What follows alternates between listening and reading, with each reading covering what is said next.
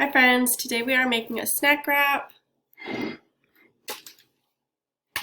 with veggie wraps, cream cheese, and cucumbers.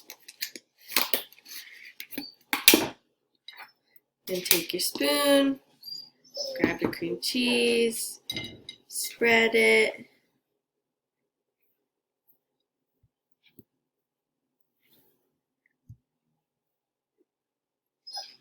in circles if you want, however you see fit.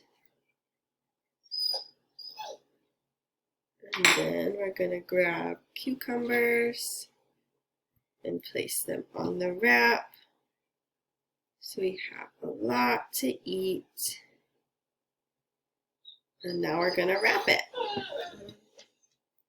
So you're going to want to just fold it and then fold it again. And it's all done. You made a snack wrap.